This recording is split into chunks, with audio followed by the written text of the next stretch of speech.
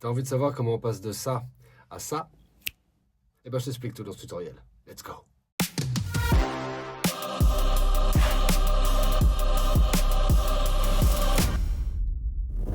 Bienvenue sur ma chaîne SoundFade consacrée à la vidéo. Je te remercie tout d'abord d'avoir cliqué, ça me fait vraiment super plaisir.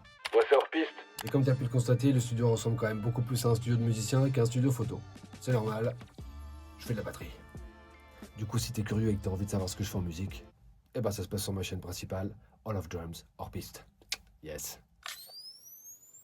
Revenons à ce qui nous intéresse. Sur cette chaîne, tu vas trouver essentiellement des tutoriels sur de l'éclairage, des paramètres de téléphone, de caméra, comment utiliser un stabilisateur, comment utiliser un drone, etc. Et c'est pas tout. Bah non, bien sûr. J'ai encore une chaîne qui s'appelle Vintage Otaku où je publie essentiellement du contenu généré par l'IA. Oui, je sais, vous allez me dire, ça fait beaucoup de chaînes, mais j'aime bien séparer les trucs. Une chaîne pour la musique, vu que c'est mon activité principale, celle-ci pour la vidéo, et la troisième, ce sera uniquement des clips, des courts-métrages, des histoires que je génère avec l'IA ou avec Unreal Engine et Blender. Alors étant donné que je suis un petit peu au début, bah j'ai pas grand-chose en contenu pour l'instant. Donc là, sur cette chaîne-ci, c'est ma première vidéo, et sur Vintage Otaku, j'ai publié qu'un short. Mais je vous rassure, le contenu va arriver, c'est juste que ça prend du temps à générer, mais ça va envoyer du lourd. Ah oui les gars, pardon, j'avais oublié, mais tout le light setup que j'ai là, je mettrai le lien de où je les ai achetés dans la description. C'est principalement des trucs sur Amazon, mais à l'exception d'un truc, je crois. Mais sinon, tout le reste, c'est sur Amazon. Alors, ce ne sont pas des liens d'affiliation, mais si vous voulez exactement le même setup que moi, eh ben, tous les liens seront dans la description. C'est parti pour le light setup? Ben oui, c'est parti, bien sûr. Alors, comme vous pouvez le voir, il y a quand même plusieurs lights, ok? Normalement, il y a des lumières ici, mais je les allume pas parce que bah, ça fait quand même moins professionnel si elles sont allumées que si elles ne le sont pas. Alors, j'ai filmé avec mon téléphone avec la lumière du studio allumée pour que ce soit plus pratique pour vous et comme ça, vous voyez exactement de quoi il s'agit. Alors là, en fait, derrière le bureau, il s'agit d'un ruban de chez Govee avec plein de petites LED. Vous pouvez soit avec le boîtier allumer ou éteindre, changer la couleur, ou même le faire clignoter. Mais ils ont quand même pensé à tout, rassurez-vous, il y a une application et vous pouvez la télécharger. C'est très simple à configurer. Et regardez comme c'est pratique, il y a juste à faire on pour allumer, off pour éteindre. Ouais, c'est ça. Prends-nous pour des teubés, ouais. On va passer maintenant à la lumière rose qui est sur le côté. C'est aussi un ruban de chez Govee avec les petites LED et tout. Seulement, j'ai pris un modèle différent. Pourquoi? Parce que je voulais pouvoir les contrôler séparément.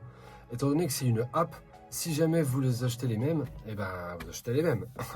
Bien sûr. Donc pensez-y, si vous voulez avoir plusieurs rubans que vous voulez contrôler individuellement, il faut avoir des modèles différents. Si vous décidez bien sûr de les contrôler uniquement via l'application. Parce que, il y a les boîtiers sinon. On reprend. Ah oui, et petite précision, le ruban qui est derrière le bureau, j'en ai pris un qui se coupait. Parce que c'était soit 1 mètre, soit 2 mètres. Mais moi, j'avais besoin de 1 mètre 20 et je voulais pas qu'il y ait un petit bout de ruban qui dépasse ou quoi. Donc, j'en ai pris un qui se coupait. Ah, ils font des trucs bien chez Govee. On va passer maintenant au néon qui fait tout le tour du studio. Ouais, salut toi. Ouais, moi aussi, je te kiffe. T'inquiète, je reviens. Faites attention, je vais quand même vous mettre le lien du truc que j'ai acheté. C'est une marque chinoise. En Europe, t'as pas accès à l'application. Heureusement, il y a une télécommande, comme ceci, mais bon, c'est un peu en carton, donc du coup, je suis pas certain de la durée de vie du délire.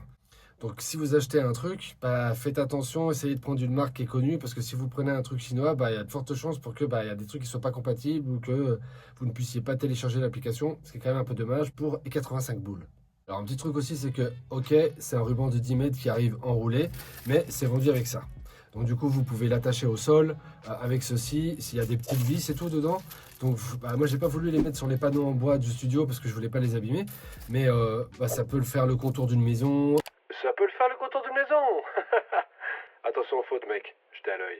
Au plafond, ça pose pas de problème et ça s'enclenche parfaitement, donc ça c'est nickel par contre. Après le truc est droit, ça bouge pas. On va passer maintenant au lampadaire qui est juste là. Alors ça les gars, ça m'éclaire pas du tout. C'est juste pour le style. C'est toujours agréable d'avoir une lumière chaleureuse à l'image, mais ça n'éclaire rien du tout.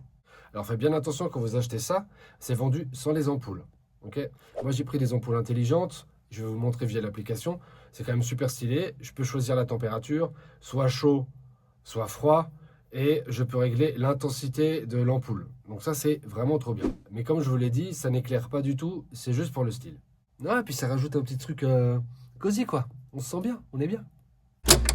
Ok, maintenant on va passer aux grosses lumières et on va commencer par la lumière qui est ici, qui est une lumière bleue et qui me détache de l'arrière-plan. Alors c'est assez utilisé en studio et tout pour vraiment donner de la profondeur à l'image. Alors, le modèle que j'ai choisi, c'est le RC60C de chez Smallrig et je l'ai pris en RGB.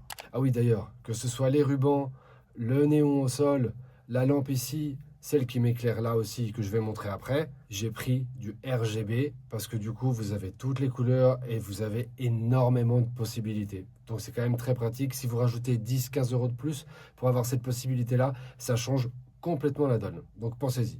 Alors, cette lampe est normalement utilisée avec une softbox, mais moi je la mets pas. Pourquoi? Parce que même si j'utilise la petite de 45, le studio il paraît grand en vidéo, mais il est petit. Quel que soit l'angle où je choisis de mettre la caméra, on verra la softbox. Et c'est pas le but. Du coup, j'ai pris un petit diffuseur comme ça en silicone que je vais vous montrer ici, de chez Smallrig aussi. Comme ça, la lumière est plus diffuse. Ok? Comme ça, c'est quand même un peu plus doux. Ah oui, et petit détail, pensez à prendre une photo de vos réglages. Vous me remercierez plus tard. Là maintenant, on va parler des deux petits panneaux qui sont en fait des panneaux réfléchissants que j'ai dirigés vers l'autre mur que vous ne voyez pas ici. Mais comme ça éclaire un petit peu l'arrière-plan sans que ce soit trop éclairé. Alors ces panneaux-là, je ne les ai pas pris en RGB parce que la fonctionnalité qui m'intéressait, c'était seulement la possibilité de pouvoir choisir la température, chaud ou froid. Et maintenant, on va passer à la touche finale, l'éclairage du visage. Cette lampe ici, elle a une couleur un petit peu plus froide et celle-ci un tout petit peu plus chaud. J'ai aussi pris des RGB parce que j'avais besoin de faire des effets pour un autre projet. Du coup, j'avais besoin d'avoir un stick comme ça RGB que je pouvais prendre à la main et que je pouvais faire des mouvements avec et tout. Donc voilà, ça les gars, ça m'a coûté une misère, je crois, 15 balles pour chaque lampe, avec le trépied et tout.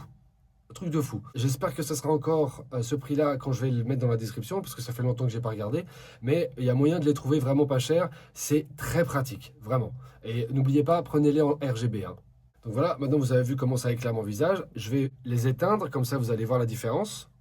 Bah là, il manque quand même quelque chose. Hein. Et voilà, avec un matos pas trop cher, bien configuré, bien adapté, vous pouvez avoir quand même un rendu qui est assez quali et qui pourra plaire à beaucoup de monde. Et voilà, c'est la fin de ce tutoriel consacré au light setup. Pense à t'abonner, ça me ferait extrêmement plaisir et ça m'aiderait aussi vraiment beaucoup. Il y a encore un truc que je voulais te dire, j'ai parlé tout à l'heure de ma chaîne Vintage Otaku où je vais publier du contenu généré par l'IA, que ce soit des clips, des courts-métrages ou même des histoires. Mais ce que j'ai pas dit, c'est que le workflow que j'utiliserai, je le mettrai en tutoriel ici. Quel outil j'ai utilisé?